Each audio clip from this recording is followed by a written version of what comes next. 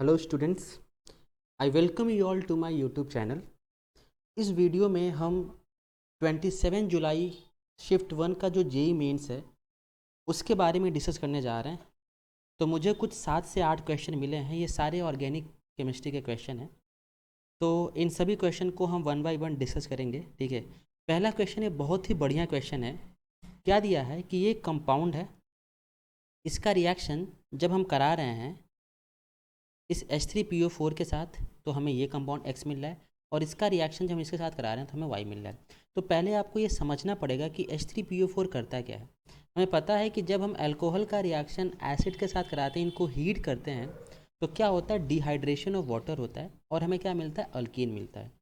और जो दूसरा स्टेप आपको दिख रहा होगा, अगर तुम ध्यान से देखो, तो this is nothing but addition of water into alkene, क्योंकि यहाँ पे हमने BH3 यूज़ करा है, बोरेन यूज़ करा है, ठीक है। और हमें पता है कि this is nothing but addition of water into alkene in accordance to anti Markovnikov rule. तो देखते हैं क्वेश्चन।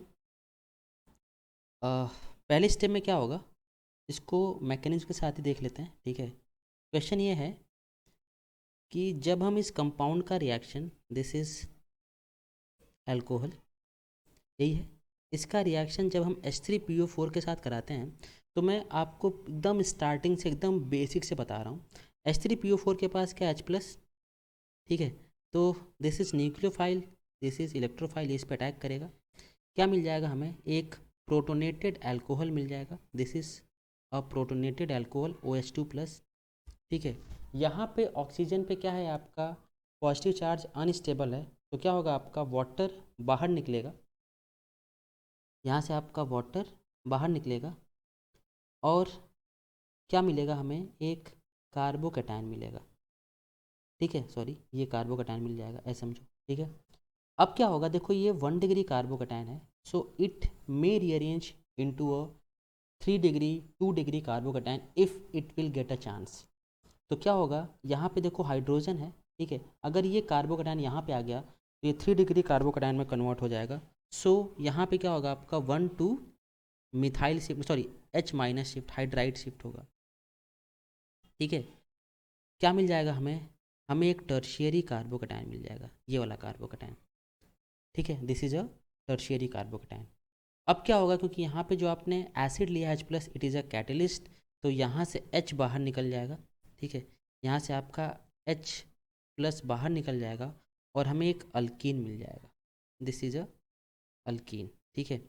अब देखो, अब हमने क्या लिया है, हमने इसका रिएक्शन कराया है BH3 के साथ, BH3 का ट्वाइस, ठीक है। इसको हम ऐसे भी लिखते हैं, B2H6 भी लिखते हैं, B2H6। और यहाँ पे आपका क्या लिया है, पेरोक्साइड और वाटर। तो दिस इज़ नथिंग बट, ये बड़ा सा कंपाउंड लिखने का मतलब एक ही है कि आपको यहाँ पे वाटर ऐड करना है in accordance to anti Markovnikov rule. तो एंटी मार्कोनिकोफ रूल में क्या होता है, आपका नेगेटिव वाला पार्ट उस कार्बन पे जाता है जहाँ पे हायर नंबर ऑफ हाइड्रोजन हो। देखो यहाँ पे H है, ठीक है, तो OH वाला पार्ट कहाँ पे जाएगा, इस वाले कार्बन पे। तो ये पाई बॉन्ड ब्रेक करेगा आपका, ठीक है। ये पाई बॉन्ड ब्रेक करेगा, इसको मैं ब्रेक कर देता हूँ, ठीक है। यहाँ पे आपका OH आ जाएगा, यहाँ पे ऑलरेडी मिथाइल था, और यहाँ पे H आ जाएगा, इसको लिखने की ज़रूरत नहीं है। तो आपको क्या मिल जाएगा, ये वाला कंपाउंड मिल जाएगा, ठीक है। तो देखो कौन सा आंसर सही है आपका, ठीक है, ये वाला सेकंड। ये बहुत ही बढ़िया क्वेश्चन है, ठीक है। आई होप ये सबको समझ में आ गया। चलो अगला क्वेश्चन देखते हैं। अगला क्वेश्चन क्या है, CH4 का रिएक्शन जब हम आयोडीन के साथ कराते हैं इन प्रेजेंस ऑफ H-, तो this is nothing but iodination, क्योंकि यहाँ पे आयोडीन का एडिशन कर रहे हैं, तो ये क्या हमारा एक आयोडीनेशन रिएक्शन है, ठीक है। This is a iodination reaction, ठीक है। तो आयोडीनेशन में होता क्या है, इस रिएक्शन की खास बात ये है कि this reaction is a reversible reaction, ठीक है। क्योंकि होता क्या है कि यहाँ पे आपका CH4 मेथेन जब आयोडीन के साथ रिएक्शन करता है तो हमें क्या मिलता है, मिथाइल आयोडाइड और HI मिलता है। और HI की खास बात ये है कि HI is a strong reducing agent. ये क्या है, ये एक स्ट्रॉन्ग रिड्यूसिंग एजेंट है। तो ये करता क्या है, ये जो रिड्यूसिंग एजेंट है ये दोबारा वापस से इस CH3I से रिएक्शन करके ये मेथेन और आयोडीन बना देता है। तो इस रिएक्शन के रिवर्सिबिलिटी को कम करने के लिए हम क्या करते हैं, यहाँ पे एक ऑक्सीडाइजिंग एजेंट यूज करते हैं, ठीक है, क्या यूज करते हैं, HiO3, this is nothing but iodic acid.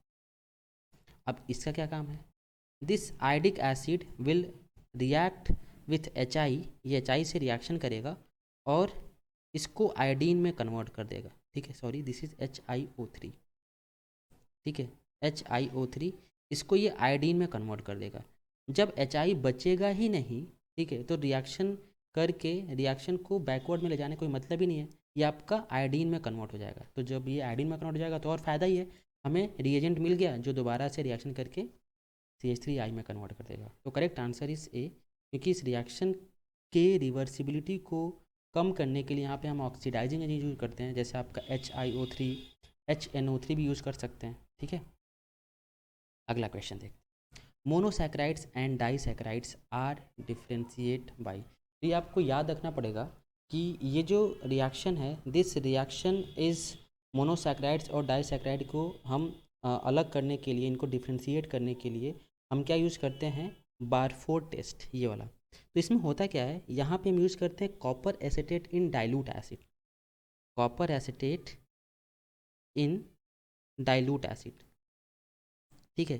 तो होता क्या है कि जो आपका मोनोसैकेराइड होता है ये आपका 30-40 सेकेंड में आपका क्या हो जाएगा, ये रिड्यूस हो जाएगा, ठीक है। लेकिन जो आपका डाइसैकेराइड होता है वो टाइम लेता है। तो इससे हम डिफ्रेंशिएट कर सकते हैं कि ये मोनोसैकेराइड से, क्योंकि ये जल्दी रिड्यूस हो गया, ठीक है, और जो डाइसैकेराइड होगा वो टाइम लेगा, ठीक है। चलो आगे देखते हैं। In DNA complementary base thymine is, देखो हमें पता है कि ATGC रूल चलता है, ATGC रूल DNA में क्या चलता है ATGC रूल। एडेनिन जो होता है ये आपका थाइमिन के साथ कंबाइन करता है और ग्वानिन आपका साइटोसिन के साथ कंबाइन करता है। तो इसका जो कॉम्प्लीमेंट्री बेस है वो क्या है, थाइमिन का क्या है, एडेनिन, AT और GC, ठीक है। तो ये आपका बायोमोलिकुलर क्वेश्चन है। तो अगर तुम ध्यान से देखो तो अगर हम एनालाइज करें इन चारों क्वेश्चन को, तो this is a simple question, ये सिंपल सा क्वेश्चन था, मतलब यहाँ पे थोड़ा सा कार्बोकैटायन का मैकेनिज्म इन्वॉल्व है, ठीक है। बाकी तो ये आपके सिंपली NCERT का क्वेश्चन है, ठीक है। दूसरा क्वेश्चन ये भी बहुत फेमस क्वेश्चन है, ये हमेशा पूछता रहता है, तो आई होप ये सबको पता ही होना चाहिए। तीसरा क्वेश्चन ये आपको याद रखना पड़ेगा, तो बहुत कम ही लोग बायोमोलिक्यूल पढ़ते हैं तो वो छोड़ ही देते हैं ये क्वेश्चन, ठीक है। अगला क्वेश्चन ये तो बहुत सिंपल है, ये ATGC रूल तो हम पढ़ते ही हैं बायोमोलिक्यूल में, तो आपको भूलना नहीं है, ठीक है। अगला क्वेश्चन क्या है, aniline is less basic than acetamide. What is aniline, this is aniline, this is aniline, और क्या बोल रहा है कि ये एसेटामाइड से CH3CONH2, दिस इज एसेटामाइड, इससे लेस बेसिक है, ठीक है। क्यों है, इसके पीछे रीज़न देखो, यहाँ पे स्टेटमेंट वाइज क्वेश्चन है कि यहाँ पे दो स्टेटमेंट है, स्टेटमेंट 1 स्टेटमेंट 2, मतलब यह है कि पहला स्टेटमेंट सही है, दूसरा भी सही है, ठीक है। पहला सही है, दूसरा भी सही है, लेकिन दूसरा इसका करेक्ट एक्सप्लेनेशन नहीं है, ठीक है। अगला स्टेटमेंट आपका ये हो सकता है कि पहला सही है दूसरा गलत है, लास्ट ये हो सकता है कि पहला गलत है और दूसरा सही है। तो हम देखते हैं। तो देखो यहाँ पे होता क्या है कि जो एनिलीन होता है, ठीक है, इसका लोन पेयर आपका रेजोनेंस में इन्वॉल्व होता है। यहाँ पे भी आपका जो लोन पेयर है आपका रेजोनेंस में इन्वॉल्व है, ठीक है। बट होता क्या है कि ये जो लोन पेयर का इन्वॉल्वमेंट है ना, मतलब यहाँ पे जब लोन पेयर आपका रेजोनेंस में जाता है तो यहाँ पे O पे आता है negative charge, which is a electronegative atom, ठीक है। इलेक्ट्रोनेगेटिव एटम पे आता है नेगेटिव चार्ज, ठीक है। इसमें भी क्या होता है आपका रेजोनेंस होता है, बट यहाँ पे कार्बन पे आता है नेगेटिव चार्ज। तो पहला स्टेटमेंट देखते हैं, aniline is a less basic than acetamide, ठीक है, ये सही है, क्योंकि यहाँ पे मोर इलेक्ट्रोनेगेटिव एटम पे नेगेटिव चार्ज आ रहा है, तो ये ज़्यादा बेसिक है, ठीक है। अगला, in aniline the lone pair delocalized so electron density reduce. हाँ, लोन पेयर तो दोनों में डीलोकलाइज होता है, ये तो होता ही है, ठीक है। बट यहाँ पे जो लोन पेयर का डीलोकलाइजेशन है वो इलेक्ट्रोनेगेटिव एटम पे नेगेटिव चार्ज आता है, तो ये दोनों सही है, but statement 2 is not the correct explanation of statement 1, ठीक है। चलो अगला क्वेश्चन देखते हैं। अगला क्वेश्चन क्या दिया है, what is the formula of mustard gas. देखो ये याद करने वाली चीज़ है, ठीक है। तो आप याद रख लो कि मस्टर्ड गैस का जो फार्मूला होता है एक सल्फ़र बीच में होता है, बाकी ये 2 कार्बन होते हैं, ये पहला कार्बन, ये दूसरा कार्बन, यहाँ से आपका क्लोरीन अटैच्ड होता है, ठीक है, 2 कार्बन और दोनों साइड आपका क्लोरीन अटैच्ड होता है। तो दोनों साइड देखो आप, ये इथाइल क्लोराइड है, इस सल्फ़र बीच में है, और बाकी दोनों साइड आपका इथाइल क्लोराइड है। So this is the formula of mustard gas, ठीक है। अगला question, stability of given molecule is, ये अच्छा क्वेश्चन है, ये कार्बोकैटायन का क्वेश्चन है, तो आप पढ़ चुके हो, कम से कम ये बेसिक चीज़ तो आप पढ़े ही होगे कार्बोकैटायन में। तो पहला देखते हैं कि ये जो कार्बोकैटायन है पहला वाला, ठीक है, this carbocation is stabilized by, ये वाला जो कार्बोकैटायन है this is stabilized by resonance. देखो ध्यान से, क्योंकि यहाँ पे ये जो पॉजिटिव चार्ज है ये 3 पाई बॉन्ड का रेजोनेंस है, ठीक है। तो यहाँ पे अगर आप ड्रॉ करोगे तो आपको यहाँ पे 5 रेजोनेटिंग स्ट्रक्चर मिलेंगे, तो this is stabilized by resonance. अगला देखते हैं, अगला देखो आप ऐसे भी कर सकते हो, ठीक है, ये आपका कार्बन जो है ये CH3, क्या है इसका प्लस आई, ये प्लस आई शो करता है, ठीक है। तो ये इलेक्ट्रॉन डोनेट करेगा और इस पर पॉजिटिव चार्ज कम करेगा, ठीक है, क्योंकि प्लस आई इलेक्ट्रॉन देता है। देखो ये क्या आपका, दिस ऐसा समझ सकते हो, this is a sp carbon, ये क्या आपका sp2 कार्बन है। तो एक बात तो हमें ये समझ में आ गई कि जो पहला वाला कार्बोकैटायन है ये सबसे ज़्यादा स्टेबल है, क्योंकि ये रेजोनेंस से स्टेबलाइज हो रहा है। उसके बाद दूसरा, क्योंकि यहाँ पे CH3 का प्लस आई है। तीसरा को देखते हैं, ठीक है, देखो यहाँ पे क्या है कि ये sp कार्बन पे पॉजिटिव चार्ज, हमने पढ़ा है कि sp कार्बन पे जो नेगेटिव चार्ज होता है ये ज़्यादा स्टेबल होता है sp2 कार्बन पे नेगेटिव चार्ज, और उसके बाद sp3 कार्बन पे नेगेटिव चार्ज। तो ये हमारा क्या है, स्टेबिलिटी ऑफ नेगेटिव चार्ज, है ना। इसका उल्टा कर लो, अगर पॉजिटिव चार्ज है तो क्या हो जाएगा, sp3 कार्बन पे जो पॉजिटिव चार्ज होगा वो ज़्यादा स्टेबल होगा, उसके बाद sp2 कार्बन पे, और सबसे कम आपका sp कार्बन पे। तो ये दूसरा, तीसरा और चौथा आप ऐसे ही कर सकते हो, ठीक है। तो देखो ये sp3 कार्बन पे जो पॉजिटिव होगा ज़्यादा स्टेबल होगा, ठीक है, तो दूसरा, उसके बाद तीसरा, और सबसे लास्ट में चौथा, ठीक है, ये समझो। आई होप ये सबको समझ में आ गया, ठीक है। अगला question, staggered and eclipsed form of ethane are. तो देखो स्टैगर्ड और इक्लिप्स फॉर्म ऑफ इथेन क्या है, they are nothing but they are conformational isomer. ये क्या है, कन्फर्मेशनल आइसोमर है, ठीक है, मतलब इनको कन्फर्म मतलब रोटेट करके हम एक फॉर्म से दूसरे फॉर्म में कन्वर्ट कर सकते हैं, और कन्फर्मेशनल आइसोमर के लिए एक और नाम है, इनको बोलते हैं रोटामर, ठीक है। तो करेक्ट आंसर इज 4। तुम ऐसे भी देख सकते हो, देखो एनांशियोमर तो हो नहीं सकते, एनोमर भी नहीं हो सकते, एनोमर आपका बायोमोलिक्यूल में आता है, इपीमर भी नहीं हो सकते, तो क्या बचा, रोटामर, कहीं ना कहीं आपका रोटेशनल आइसोमर से रिलेटेड है।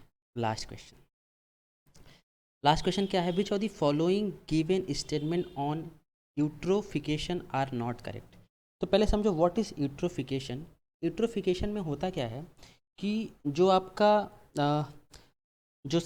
आपका जो पॉन्ड होता है या जो लेक होता है ना, मान लो ये आपका लेक है, तो इस लेक में आपका टाइम के साथ जब ये मतलब पुराना होता जाएगा तो इसमें आपका ग्रेजुअल इंक्रीज होने लगता है, किसका, फॉस्फोरस का, नाइट्रोजन का, ठीक है, और अदर कंपाउंड के। ये होता क्यों है, क्योंकि ये वाला जो सरफेस पे आपका जो टेरेस्ट्रियल पार्ट होता है ये आपका इधर चला आता है, तो इससे होता क्या है कि मान लो इसका लेवल पानी का ये है, ठीक है, इसके ऊपर ऊपर क्या होता है कि एक लेयर चढ़ जाती है, इससे इसकी वजह से क्या होता है, इस लेयर की वजह से आपका जो डायरेक्ट हीट होता है ना, सनलाइट जो होता है ये अंदर पहुंच नहीं पाता है, ठीक है, और ऑक्सीजन की सप्लाई कम हो जाती है।